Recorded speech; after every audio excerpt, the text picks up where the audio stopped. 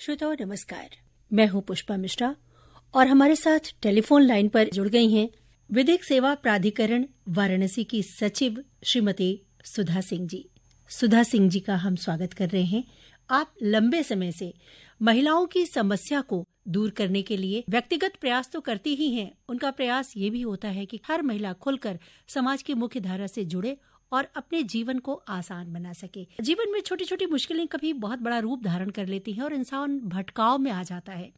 वो भटकाव कभी कभी हमारी जिंदगी में ऐसा विराम लगा देता है कि हम जीना ही भूल जाते हैं।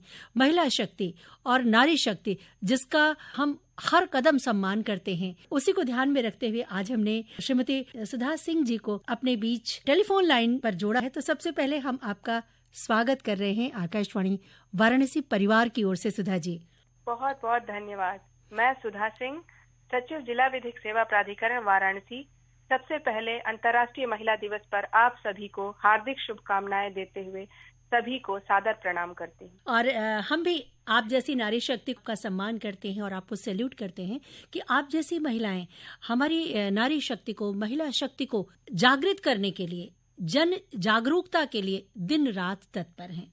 तो जो छोटी छोटी समस्याओं की बात है उसका विधिक रूप से कैसे निराकरण हो सकता है, क्या सम्मान हो सकता है, वर्तमान समय में क्या व्यवस्था है, और जो मिशन शक्ति कार्यक्रम है उसके तहत आप क्या कर रही हैं, जरूर बताएं। बिल्कुल बिल्कुल पुष्पा जी, आपने बहुत सही प्रश्न किया कि इसमें किया क्या जा रहा है। सबसे पहले तो मैं बताना चाहूंगी कि अंतर्राष्ट्रीय महिला दिवस के रूप में जो ये हमारे एक त्योहार की तरह से मनाया जा रहा है, महिलाओं को, पूरी नारी शक्ति को सम्मान देने के लिए, ये बहुत ही आदर योग्य है, सम्मान योग्य है। बट मैं कहना चाहूंगी कि महिलाओं को सिर्फ एक दिवस विशेष पर आप विशेष सम्मान न करें। हर एक दिन आम जन से अपील है कि उस महिला के महत्व को समझें। हमारे यहाँ पुरातन व्यवस्था में कहा भी गया है, यत्र नार्यस्तु पूजयन्ते रमन्ते तत्र देवता। जहाँ नारी की पूजा होती है, उसके प्रति सम्मान रखा जाता है, वहाँ देवता का निवास होता है। बिल्कुल, लेकिन वो पुरातन संस्कृति में कहीं न कहीं ये नैतिक पतन ऐसा होने लगा है कि नारी के प्रति ऐसे अत्याचार, इस तरह के बुरे बर्ताव, घटनाएं आए दिन हो रही हैं। ये नारी के प्रति या हमारे नैतिक पतन को ही जो दिखा रहा है कि आम जन कहाँ जाके अपनी संस्कृति को गिराया जा रहा है। इसके लिए हमारे विधिक सेवा प्राधिकरण वाराणसी की तरफ से माननीय सालसा, जो स्टेट लीगल सर्विसेज अथॉरिटी है, उसकी तरफ से महिलाओं को ही सशक्त करने के लिए माननीय नालसा के सहयोग से और राष्ट्रीय महिला आयोग के समन्वय से अगस्त से लगातार महिलाओं को जागरूक करने के लिए, उन्हें उनके अधिकारों के प्रति अवेयर करने के लिए, उन्हें सशक्त बनाने के लिए एक प्रोग्राम, एक कैंपेन, जिसका माननीय न्यायमूर्ति महोदय ने, सुप्रीम कोर्ट के माननीय न्यायमूर्ति महोदय ने उस समय उसका उद्घाटन किया था। और उससे प्रेरित होकर, उससे निर्देशित होकर लगातार हम हर एक जिले में जो ये जिला विधिक सेवा कार्य कर रहा है, यहाँ महिलाओं को जागरूक करने के लिए इस तरह के जागरूकता कार्यक्रम मिशन शक्ति के साथ होकर, जो कि हमारे उत्तर प्रदेश शासन में ये माननीय मुख्यमंत्री जी की जो योजना है, जो ये कार्यक्रम है चलाया जा रहा है, उससे जुड़ करके हर एक विभाग से एक दूसरे से मदद लेके, एक दूसरे के समन्वय से हम नारियों को जागरूक करने का कार्य लगातार कर रहे हैं जी। तो इसके लिए कोई टीम है आपकी जो जगह जगह जाती है और उनकी समस्याओं को सुनती है और समाधान करती है, या फिर उन्हें बुलाया जाता है कि आप आएं और अपनी बातें खुलकर निर्भय होकर कहें?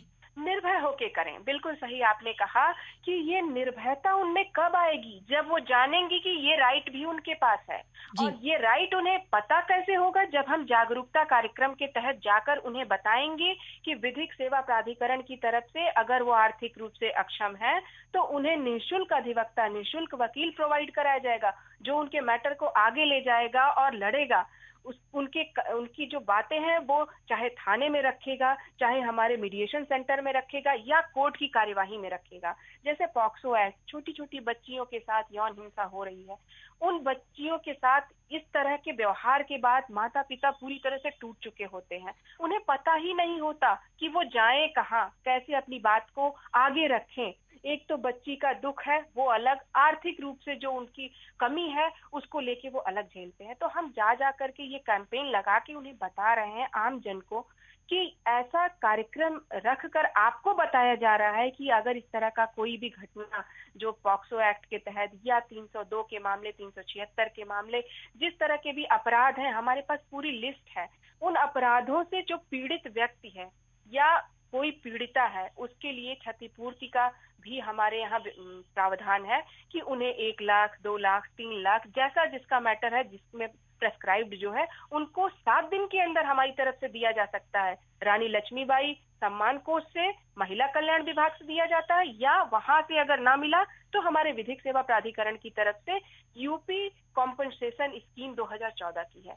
तो आप जाने तो आपके पास पैसे से पावर बनता है, आप पैसा लेकर के आगे आकर के तब लड़ पाएंगे। अगर आर्थिक रूप से खुद को कमजोर समझेंगे तो वो वहीं समझते रह जाते हैं, मामला आगे कैसे बढ़ाएं, वकील साहब के पास जाएंगे, पैसे लगेंगे, कोई हमारी नहीं सुनेगा। लेकिन ऐसा नहीं है। हमारे विधिक सेवा प्राधिकरण की तरफ से लगातार इस तरह की बातें कैंपेन करके बताई जा रही हैं कि किसी के साथ किसी तरह का भी अगर कोई अपराध होता है, उसके व्यथित व्यक्ति को या उस पीड़ित के अपने अभिभावक को, मान लीजिए बच्ची नाबालिग है, उसके अभिभावक की तरफ से एक एप्लीकेशन आ सकती है और हमारे विधिक सेवा प्राधिकरण की तरफ से जो एक कमेटी बनी है, उस कमेटी में माननीय डीएम साहब हैं, हमारे जिला जज साहब हैं, एसएसपी साहब हैं, और जैसे एसिड अटैक्स वगैरह के मामले आते हैं तो सीएमओ साहब हैं। वो अपनी रिपोर्ट लगाते हैं और देन एंड देयर उनको एक अंतरिम राशि दे दी जाती है कि ये मामले को अपने आगे बढ़ा सके और ये लड़ाई लड़ सके। सुधा जी, बहुत अच्छी जानकारी आपसे मिल रही है हमें, लेकिन इसमें जो जागरूकता वाली बात है वो हमारी बहनों को, माताओं को, हमारी नारी शक्ति को ही हिम्मत जुटानी होगी, साहस करना होगा कि घर की दहलीज से बाहर आकर अपने लिए आवाज उठाएं और अपने प्रति हो रही जो मुश्किलें हैं उससे लड़ने के लिए वो खुद को तैयार करें। कई बार जैसा आपने कहा कि हालात इतने कठिन होते हैं कि लोग टूटने लगते हैं, आवाज ही नहीं उठा पाते हैं, तो जो इतनी सारी व्यवस्था है उसको देखते हुए हमें लग रहा है कि आपकी इस बात को सुनकर के बहुत सारी महिलाएं, बहुत सारी